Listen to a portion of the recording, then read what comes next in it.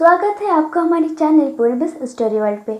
अगर आप इस कहानी के पहले पार्ट नहीं सुने तो लिंक आपको डिस्क्रिप्शन बॉक्स में मिल जाएगा। चलिए आगे की कहानी शुरू करते हैं।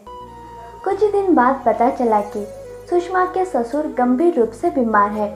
उनका एक से एक अच्छी जगह इलाज करवाया गया, परंतु कोई भी लाभ नहीं हुआ। उनके इलाज में जो थोड़ी बहुत ज़मीन थी वो भी बिक गई थी। एक दिन ऐसा आया जब वो स्वर्ग सिधार गए। उनके जाने के बाद सुषमा के और भी बुरे दिन शुरू हो गए। जब तक ससुर जीवित थे तो सुषमा को उनका सहारा था। तिनके का ही सहारा था, परंतु डूबते के लिए तो वो ही काफ़ी होता है। अब तो सास उसको पानी पीकर कोसती थी।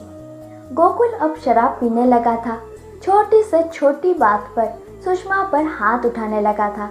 जमीन तो बिक ही चुकी थी, उसका व्यवसाय भी अब अच्छा नहीं चल रहा था। सुषमा जितनी रोटियां नहीं खाती थी उससे कई गुना अधिक गालियां खाती थी। सास उसको और उसकी लड़कियों को मनहूस कहती थी तथा घर में गरीबी बढ़ने के लिए उसको ही दोष देती थी। सुषमा का जीवन नर्क बन चुका था।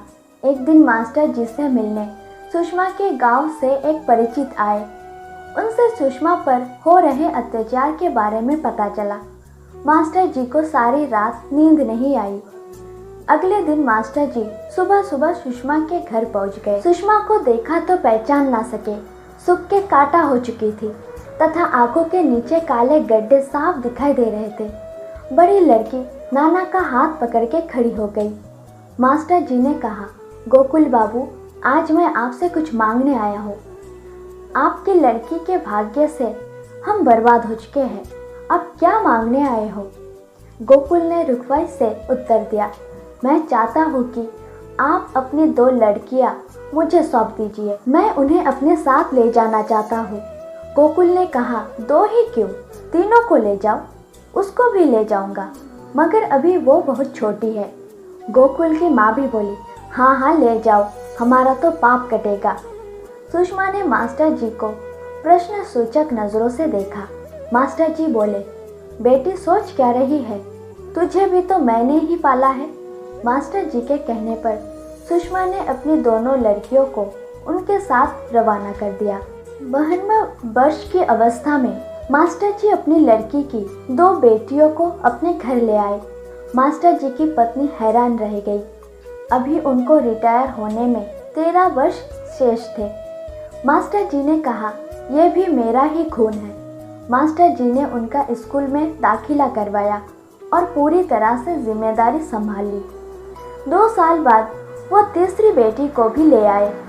मास्टर जी का यह रूप देखकर जितने लोग भी उन्हें जानते थे वो स्तब्ध रह गए। मास्टर जी का सम्मान तो सब पहले से ही करते थे, पर अब वो सम्मान श्रद्धा का रूप ले चुका था। इसी बीच सुषमा चौथी बार गर्भवती हुई। इस बार ईश्वर ने उसको पुत्र रत्न प्रदान कर दिया था। उसकी सास ने पोते का मुंह देख ही लिया। मास्टर जी बहुत धनी नहीं थे। उन्हें पता नहीं था कि वो इन लड़कियों की शादी कैसे कर पाएंगे, पर वो उनको पढ़ाते चले गए। एक मास्टर के पास ज्ञान की दौलत ही तो होती है। मास्टर जी ने लड़कियों को पढ़ाना ही अपने जीवन का उद्देश्य बना लिया था। लड़कियां भी पढ़ाई में अपनी माँ की तरह ही तेज थी। तीनों ही प्रथम श्रेणी में उत्तीर्ण होती रही। सबसे बड़ी लड़की ने बीएससी एमएससी पूर्ण कर लिया। फिर मास्टर जी का एक पूर्व छात्र जो शहर में प्रोफेसर बन चुका था, उसने अपने अधीन उस लड़की को पीएचडी पूर्ण करवाई। अब उस लड़की के नाम के आगे डॉक्टर लग गया। आज वो लड़की भी बड़े कॉलेज में प्रोफेसर बन चुकी है और उसकी शादी अपने साथ ही पीएचडी करने वाले एक लड़के से हो गई। जहां पैसे की 1 रुपया की मांग भी लड़के की शादी में नहीं की गई। दूसरी लड़की ने बहुत कम फीस पर एक सरकारी इंजीनियरिंग कॉलेज से पढ़ाई पूर्ण की। आज वो देश की सबसे बड़ी कंपनी धीरूभाई अंबानी की रिलायंस कंपनी में कार्यरत है। उसका विवाह भी एक कंपनी के ही सहकर्मी से बिना किसी दहेज की मांग के हो चुका है।